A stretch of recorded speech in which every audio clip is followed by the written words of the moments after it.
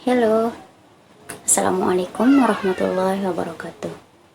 Perkenalkan, nama saya Baik Safira Nur Aulia, bisa dipanggil Ira. Saya dari tingkat 1 kelas B D3 Keperawatan Mataram. Pada kesempatan kali ini, saya akan menjelaskan tentang sistem muskuloskeletal. Apa itu sistem muskuloskeletal?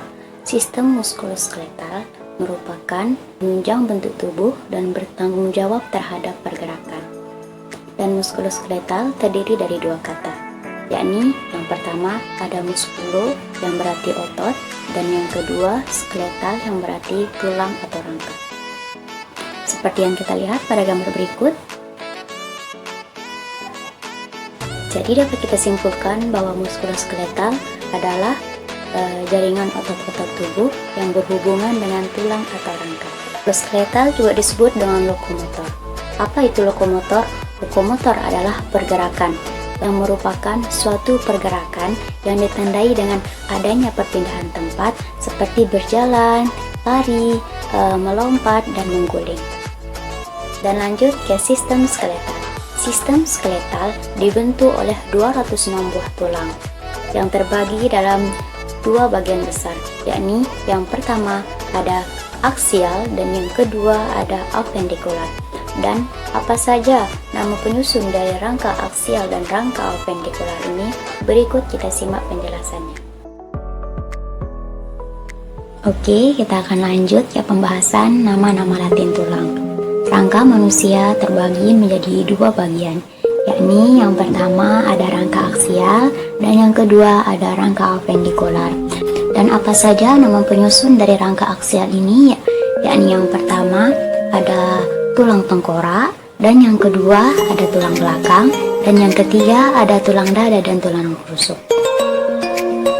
Dan pembahasan kita yang pertama yakni tulang tengkorak atau kranium terdiri dari 10 bagian, yakni yang pertama ada parietal, tulang ubun-ubun, yang kedua ada temporal, tulang pelvis, yang ketiga ada oksipital, tulang kepala belakang, dan yang keempat ada frontal, tulang dahi, dan yang kelima ada nasa, tulang hidung, dan yang keenam ada zygomaticum, tulang pipi, dan yang ketujuh ada maksila, tulang rahang atas, dan yang kedelapan ada mandibula, tulang rahang bawah, dan yang kesembilan ada sphenoid, tulang baji, dan yang terakhir yakni yang ke-10 ada tulang lakrimal, yakni tulang air mata.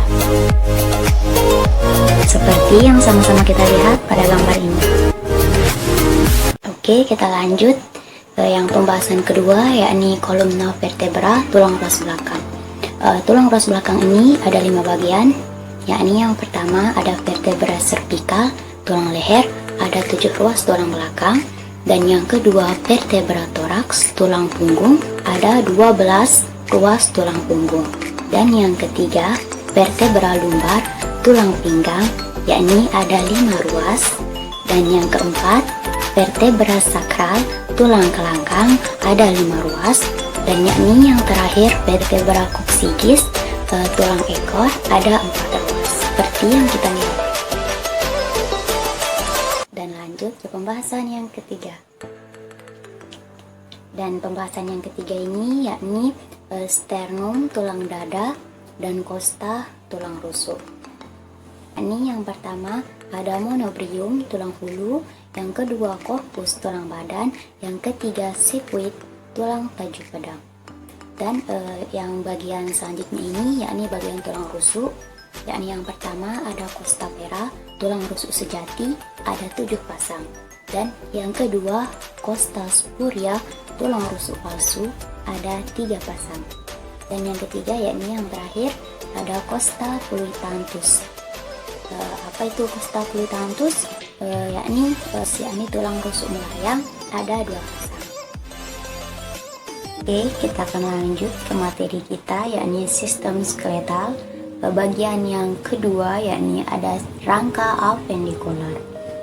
Dan apa saja nama penyusun dari rangka apendikular ini? Yakni yang pertama ada ekstremitas superior, tulang anggota gerak atas, dan yang kedua ada ekstremitas inferior, tulang anggota gerak bawah. Kedua ada pectoral, tulang gelang bahu, Dan yang terakhir yakni ada pelvis, tulang gelang panggul.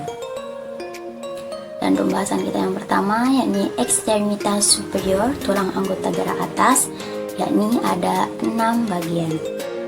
Bagian yang pertama yakni ada humerus, tulang pangkal lengan, dan yang kedua radius, tulang pengumpil, dan yang ketiga metakarpal, tulang telapak tangan, dan yang keempat karpal, tulang pergelangan tangan yang terdiri dari 8 buah, dan yang kelima ulna, tulang hasta, dan yang terakhir yakni phalangus, tulang jari tangan.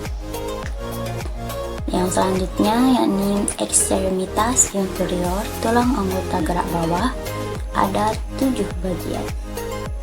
Yakni yang pertama ada femur, tulang paha, yang kedua ada patella, tulang tempurung lutut, ketiga ada fibula, tulang betis, dan yang keempat ada tibia, tulang kering, yang kelima ada phalangus, tulang jari kaki, keenam ada tarsal, tulang pergelangan kaki, yang ketujuh yakni ada phalangus, tulang jari kaki.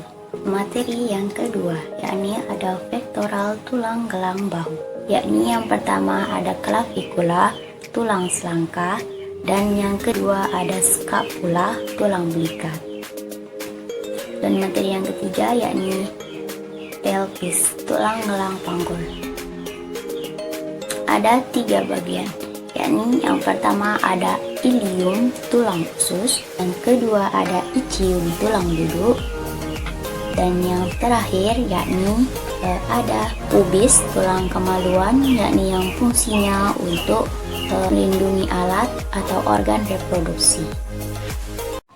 Well guys, kita lanjut ke pembahasan yang terakhir, yakni fungsi tulang. Oke, yang bisa sama-sama kita lihat fungsi tulang secara umum. Yakni yang pertama ada formasi kerangka, yakni penentu bentuk tubuh dan ukuran tubuh. Dan yang kedua ada formasi sendi, yakni penggerak. Dan yang ketiga perlengketan otot. Dan yang keempat pengungkit sehingga kita bisa berdiri tegak. Dan yang kelima menyokong bibih, berat badan. Dan yang keenam proteksi ini yakni pelindung, di mana yang melindungi bagian organ-organ kita yang lunak dan yang halus seperti otak, jantung, dan paru-paru. Yang ketujuh yakni hemopoiesis, pembentuk sel darah. Dan yang kedelapan yakni ada imunologi. Dan yang terakhir yakni yang kesembilan yakni penyimpan mineral, di mana penyimpan mineral ini yang paling banyak adalah kalsium. Dan lanjut ke fungsi tulang secara khusus.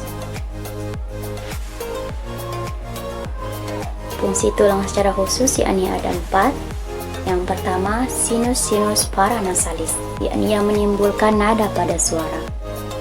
Dan yang kedua imel gigi, yakni yang membantu memotong, menggigit, dan menggilas makanan.